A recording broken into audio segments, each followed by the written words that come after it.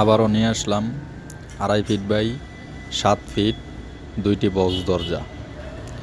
এই বক্স দরজাটিতে চমৎকার একটি ডিজাইন শিট ব্যবহার করেছি, যা দিয়েছি অরিজিনাল কালার শিট। এটিতে ব্যবহার করেছি এসএসের হ্যাজবল এবং আতল। এ ধরনের কাজগুলো আমরা নিখুঁত ফিনিশিং এবং সুদক্ষ কারিগর দ্বারা কাজগুলো করে থাকি। আপনারা যদি এ ধরনের দরজা বানাতে চান তাহলে যোগাযোগ করতে পারেন আমার সাথে। দেখতে থাকুন আমাদের কাজগুলো।